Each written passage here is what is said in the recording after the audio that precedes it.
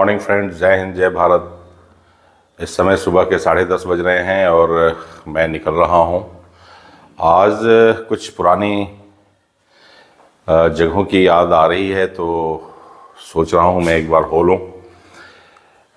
मेरा ननिहाल है सोहाव और अब पुराने लोगों में मेरे मामा जी हैं वहाँ पर। मैं सोच रहा हूँ आज उनको ज़रा मिला हूँ। काफ़ी टाइम से वो भी बेड पर हैं, बीमार चल रहे हैं और अब आया हूँ तो एक बार उनसे मिलना बनता है। मिल के आता हूँ। मैं बचपन से लेकर के 12वीं क्लास तक की पढ़ाई भी वहीं रह के किया हूँ, सोहाव में ही। सोहाव इंटर कॉलेज है। तो अभी जाऊँगा ऑफिस और ऑफिस जाने के बाद मैं निकलूँगा सोहाव के लिए और देखते हैं पुरानी जगहें कितनी चेंज हुई हैं, कितनी बदली हैं। तो चलते हैं फिर।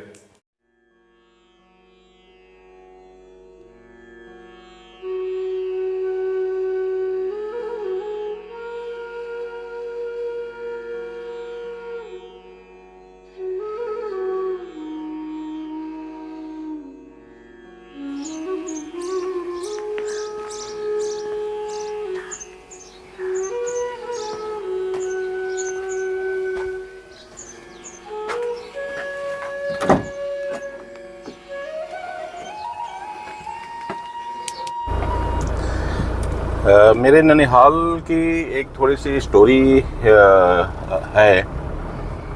मेरी माताजी अपने मतलब मेरे नाना जी की एक ही औलाद थी।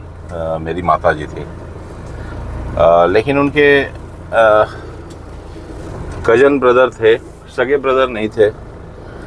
तो थोड़ा सा इस चीज़ को लेकर के, एक प्रॉपर्टीज़ वगैरह को लेकर के एक मन में डाउट सा था लोगों के कि शायद ये यहाँ की प्रॉपर्टी जो है वो लेंगे, मतलब ननिहाल की प्रॉपर्टी।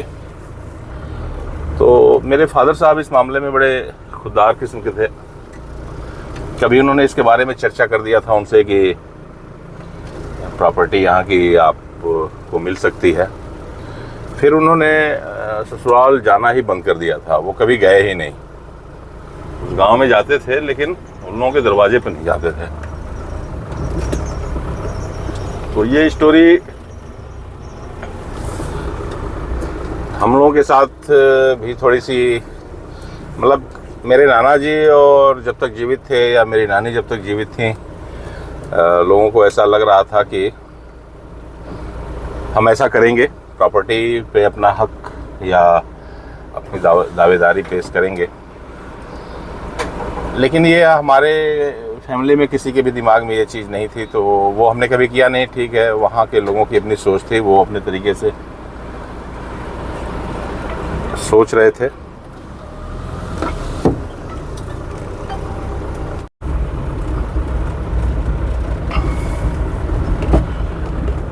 तो इस तरह से वो प्रॉपर्टी को लेकर के तो ऐसा कोई हम लोगों के मन में था ही नहीं कभी कि लेना है। और थोड़ा प्रेशर वहाँ के लोग भी फील करते थे कि शायद कभी ऐसा हो।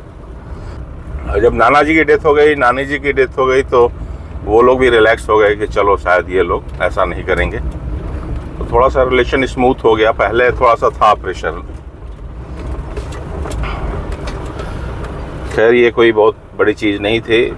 ये जैसा वक्त समय है उसके हिसाब से हर व्यक्ति कुछ न कुछ सोचता ही है। तो आज हम चलेंगे, मामा जी से मिलेंगे। देखिए, चूँकि मैं बचपन में वहीं रहा हूँ और हालांकि मैं रहता तो था विद्यालय पे ही, ननिहाल में नहीं रहता था। और शायद उसके पीछे एक रीज़न ये भी था कि मैं वहाँ रहता तो लोगों के मन में इस तरह की बातें और भी स्ट्रांग होती कि हाँ हो सकता है जब यहाँ रह रहे हैं तो ले भी। तो शायद मेरे फादर साहब इन सब चीज़ों को सोच करके वहाँ मुझे कभी रहने नहीं दिए। मैं विद्यालय पे ही रहता था, हॉस्टल के तरह का कुछ वहाँ अरेंजमेंट था, तो मैं वहीं रह के पढ़ाई किया। तो आज हम जाएंगे वहाँ पर और कोशिश करेंगे, अगर उस टाइम में विद्यालय का गेट खुला रहा तो विद्यालय के अंदर भी जाएंगे। अभी तो मैं जा रहा हूँ, दुकान पे जाऊँगा। एक दो लोग वेट कर रहे हैं, उनका क्या है इशू, जरा उनसे मिलूँ और उसके बाद तो फिर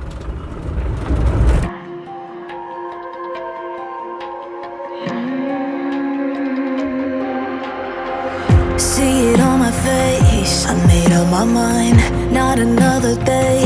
You're on borrowed time, let me get away. Yeah, I'm running. So love me or leave me, I'm standing alone. Can't shake a feeling that lives in my bones. Lie to me, tell me you wish that you could, but nothing you gave me is worth what you took. 'Cause baby, when I'm gone for good.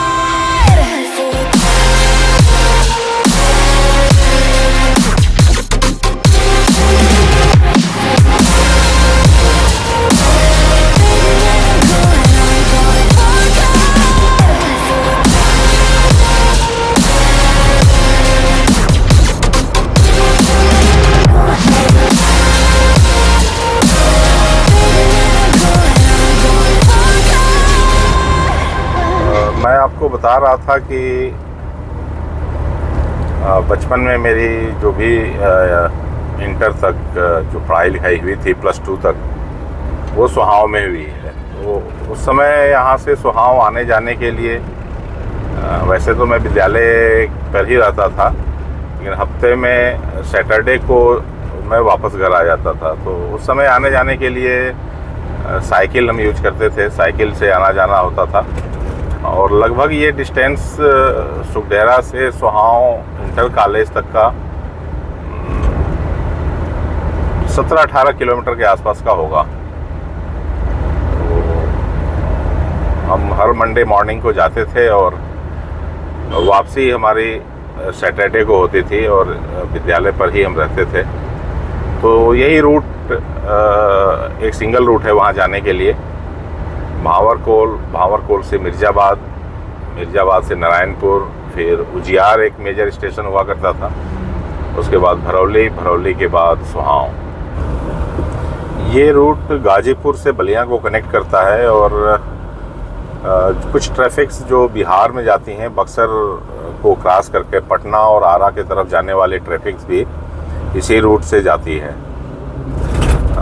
Purvanchal expressway बन जाने के बाद इधर traffic का काफ़ी load बढ़ गया है और बक्सर में जो ब्रिज था पहले, उस ब्रिज को भी नया बना दिया गया है। तो अब ये दो मेजर कंस्ट्रक्शन हो जाने की वजह से इस रोड के ऊपर ट्रैफिक मूवमेंट काफ़ी हो गया है। हालांकि ये रोड भी कई बार इसका सैंक्शन सुनने में आया कि हो चुका है 4 लेन बनाने के लिए, लेकिन अभी एग्जैक्ट क्या पोजीशन है ये क्लियर नहीं हो पा रहा है। लेकिन जो स्थिति यहाँ ट्रैफिक की है उसको देखते हुए इसको 4 लेन तो करना अब ज़रूरी हो गया है, क्योंकि आप देख रहे हैं कि बड़ी बड़ी गाड़ियाँ हैवी ट्रैफिक इसके ऊपर चल रही हैं। इस रोड पर एक धार्मिक स्थान ये आता है मंगला भवानी। ये अभी भी वैसे नवरात्र चल रहा है तो यहाँ काफ़ी ट्रैफिक रहता है और यह एक काफ़ी आस्था का केंद्र है। यहाँ एक मेजर पॉइंट हुआ करता था इस रोड के ऊपर, उजियार घाट। तो यहाँ गंगा के किनारे एक है ये स्टेशन उजियार। यहाँ बस स्टेशन भी था, रोडवेज का बसें यहाँ रुकती थी और यहाँ से लोग गंगा नदी को क्रॉस करके उस पार बिहार में इंटर करते थे। बिहार एक बहुत बड़ा मार्केट भी था इस क्षेत्र के लिए। यहाँ स्टीमर चलती थी, मोटर बोट कह लीजिए, वो स्टीमर काफ़ी, उसमें लोग एक साथ सफ़र करते थे। तो वो एक यहाँ का एक, उसकी वजह से यहाँ एक मेजर स्टेशन था ये। तो रोडेज बस स्टॉपेज भी था और प्राइवेट बसें भी यहाँ से खूब चलती थी। गाजीपुर से उजियार के लिए बसें चलती थी और फिर आगे बलिया के लिए, उजियार से बलिया के लिए बसें चलती थी। भरौली का ये क्षेत्र उस समय मशहूर था पशु मेला के लिए। ये दोनों तरफ खाली मैदान था, बागीचा था बहुत बड़ा और यहाँ पर पशुओं का मेला लगता था। यहाँ जो ये बड़े ट्रक्स वगैरह दिख रहे हैं, बेसिकली ये बिहार में सोन नदी है कहीं पास में ही, वहाँ से ये ट्रक्स लाल रंग के बालू को लेके आते हैं और इधर लखनऊ तक कह लीजिए कि पूरे पूर्वांचल में इस बालू की सप्लाई बिहार से होती है। तो उनको यूपी में इंटर करने का एक सिंगल मेजर जो पॉइंट है वो यही है, भरौली। तो ये यहाँ से इंटर करते हैं और फिर आगे के लिए ये चारों तरफ निकलते हैं। तो यहाँ काफ़ी इसकी वजह से रस रहने लगा है। तो हमारे यहाँ से सोहाव की जो टोटल डिस्टेंस है ये लगभग 20 किलोमीटर के आसपास पड़ जाती है। तो ये 20 किलोमीटर हम साइकिल से आते थे। इस रोड की चौड़ाई 83 में जितना था उतना आज 2024 में भी उतना ही है। अब आप समझ सकते हैं कि इस क्षेत्र का विकास की स्पीड क्या है। ये है सोहाव की चट्टी। अब अगर मैं इसकी बात करूं तो ये तो पहले से भी काफ़ी डाउन गया है।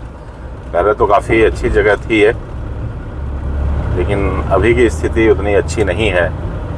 और ये है सामने यहाँ का इंटर कॉलेज, सेवा संघ इंटर कॉलेज, जहाँ से हमने 6वीं से लेकर के और 12वीं तक की पढ़ाई किया है।